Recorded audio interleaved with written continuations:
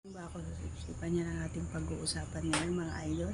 Kung gusto mong malaman ang ating kasagutan, maaari na lamang pong tapusin ang ating video. And syempre, please do me a favor. Please do subscribe and click our tiny notification bell so that you'll be updated every time we have a new upload videos. Disclaimer din po, ang mga videos po natin ay para lamang po sa may bukas ang kaisipan at may malawak na pang-unawa. Kung wala po tayo nito, maaari na lamang po mag-skip at mamili po ng mga videos na nararapat po para sa inyo.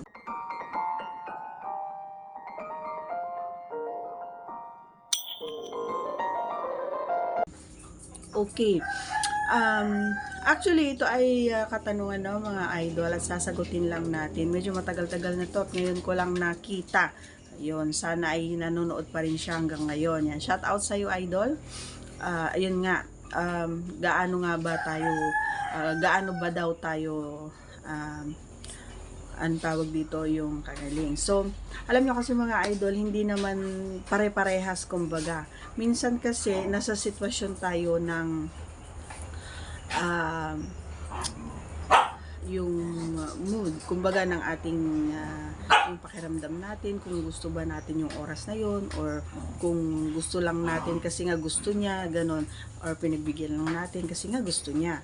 So, yun yung mga pagkakataon na sinasabi ko palagi nga depende doon sa mga mood natin.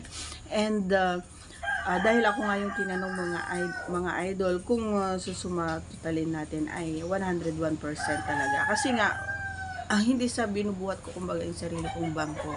Kasi nga nakikita ko naman na na-appreciate niya, talaga naman nagugustuhan niya at masaya siya every time na mababa ako sa kanya. Alam niyo kasi kapag wala namang walang kare-reaction kumbaga yung kaparehan natin, is ibig sabihin hindi siya happy or hindi siya satisfied din sa ginawa natin. And for me, 101% naman talaga na nararamdaman at nakikita ko kumbaga sa kanyang aura at doon sa kanyang katawan, kumbaga pasensya na kayo, may ingay yung mga alaga ko no, mga idol, umaakyat kasi sila rito.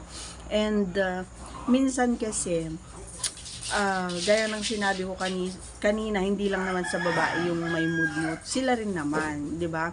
Minsan may kumbaga sa salitang may ginagawa sila ay may mga ganun din, parang sa babae lang din, may time na hindi rin, parang wala lang, especially kapag ako yung malabit, ganun. So hindi mo mapipilit kumbaga yung feelings no, totoo yun mga idol. So kusang lumalabas kumbaga sa katawan ng kumbaga yung pakiramdam na gano'n na talagang halibog ka, diba? Hindi pwede na sabihin natin kailangan kong gawin ito kasi kailangan niya. Hindi pwede yon. Kailangan nararamdaman mo, kailangan mong i-express, kailangan mong gawin at kailangan mapasaya mo yung kapareha mo. Okay?